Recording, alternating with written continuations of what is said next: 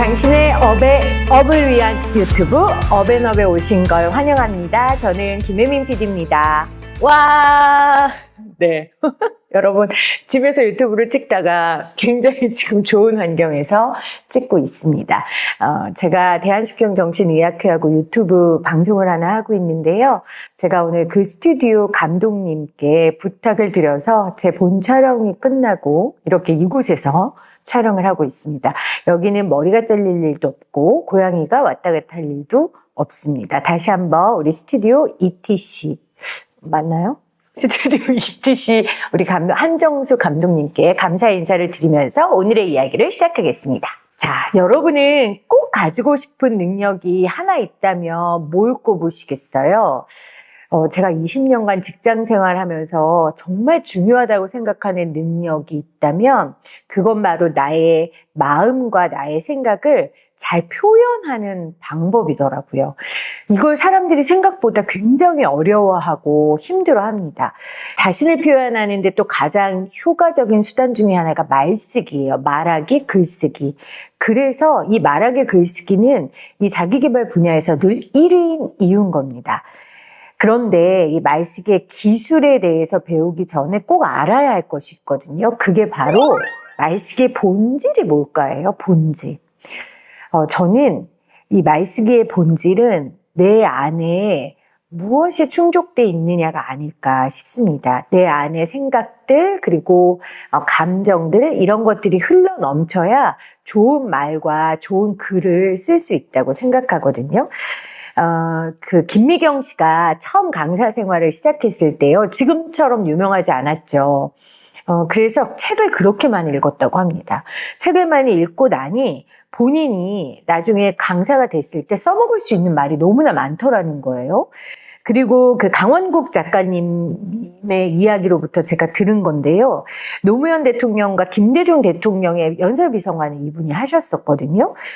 그때 이런 말씀을 하시더라고요. 김대중 대통령은 그분이 하신 말을 그냥 옮기면 글이 되더래요. 그 이야기는 김대중 대통령이 평소에 정말 많은 책과 사색을 한다는 반증인 거죠. 저는 SNS에 매일 짧은 글을 올리거든요. 사실 그렇게 하는 이유는 제 안에 흘러 넘치는 것들을 어딘가에 담고 싶기 때문이에요. 제 안에 나오는 생각들, 감정들, 뭐 때로는 지나가면서 꽃을 보면서 느낄 수도 있고 아이와 대화를 하면서도 느낄 수 있고 그 자극들을 그냥 두지 않고 표현하려는 연습을 되게 하고 싶었거든요. 그래서 제가 선택한 건 SNS입니다. 그래서 제가 오늘 여러분들께 말쓰기 어떻게 해야 되는지를 좀 말씀드리고 싶은데 그 전에 말쓰기의 본질은 내 안에 무언가가 흘러나오는 거고 그 흘러나오는 것들을 잘 기록하는 게 말쓰기다. 그 이야기를 하면서 여러분들과 함께 이야기를 나눠가 보려고 합니다. 자, 좋은 말쓰기 조건에 대해서 안내해 드릴게요. 첫째, 주술이 맞아야 합니다. 주어와 수어가 맞아야 한다는 거죠. 짝꿍처럼. 사실 이거는 글쓰기 배울 때 기본적으로 배우는 것들인데요. 근데 이게 말이나 글이 길어지면 주어와 수어가 달라질 때가 굉장히 많습니다. 제가 인터뷰를 진행할 때 물론 질문지가 있지만 거의 질문지를 보지 않고 그 대화 가운데 이제 제가 저를 맡기거든요. 왜냐하면 대화의 흐름 가운데에 진행되는 인터뷰가 훨씬 생동감 있고 깊이 있다는 걸 제가 경험상 알기 때문이에요. 그럼 대본대로 안 가다 보면은 즉흥적으로 이렇게 질문을 하다 보면요. 이 주어와 수어가 이렇게 달라질 수 있을 법한 상황들이 많습니다. 그 상황이 뭐냐면 말이 길어지는 거죠. 이럴 때는 어떻게 하느냐. 저는 말을 시작할 때 꼭 내가 무슨 주어로 생각했는지를 잡고 이야기를 이어갑니다. 저라고 늘 완벽하게 깔끔하고 정갈한 문장을 구사할 수는 없거든요. 그런데 내가 어떤 주어로 시작했는지를 생각하고 말을 하고 마무리를 그 주어에 맞는 수어로 끝나면요. 좀 대충 깔끔해 보입니다. 그래서 여러분들이 좋은 말쓰기를 하시려면요. 처음에 내가 어떤 주어로 시작을 했는지 꼭 염두하시기 바랍니다. 두 번째, 적확하고 다양한 어휘를 여러분 많이 사용하셔야 됩니다. 제가 적확하고 부족하고라고 표현을 했어요. 우리나라 단어들은 특히 굉장히 비슷한 의미인 것 같지만 다른 단어들이 많습니다. 우리 그런 얘기 하잖아요. 푸르다, 푸르둥둥하다, 푸르스름하다, 뭐 이런 다양한 그 의미의 형용사도 많고, 우리나라 말이 그래서 어렵지만 그래서 아름답다라는 얘기를 많이 하는데요. 그러다 보니까 어떤 상황 가운데 적확하게 단어를 사용하는 게 굉장히 중요할 때가 많습니다. 요즘 그 문해력에 대한 논란 굉장히 이야기 많이 하는데요. 이 문해력 논란의 핵심도 바로 어휘의 부족함입니다.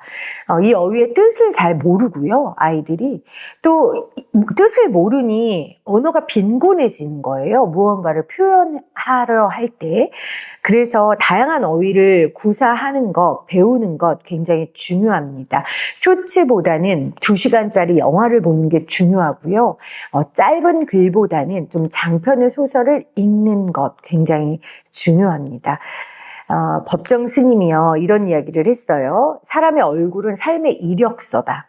저는 사람의 얼굴뿐만 아니라 그 사람이 사용하고 있는 단어, 어휘가 그 사람이 지금 어떤 수준의 지식과 지혜를 갖고 있는지 보여준다고 생각을 합니다. 어휘가 그 사람의 그 지적 수준을 알 수 있는 지표가 되는 건 정말 세계 만국의 공통점인 것 같아요. 영어도요, 오피니언 리더가 쓰는 단어는 다릅니다. 그래서 여러분들 이 어휘 공부하시는 거 잊지 않으시기를 바랍니다. 그렇다면 어휘를 어떻게 공부해야 하는가? 제가 이 부분에 대해서는 다음 편에 말씀드리도록 할게요. 당신의 업을 위한 유튜브 업앤업, 여러분 좋아요, 구독 꼭꼭 눌러주시고요. 다음 편에 어휘의 쓰임새에 대해, 어휘를 어떻게 공부하는지에 대해 그 좋은 내용으로 다시 돌아오도록 하겠습니다. 고맙습니다.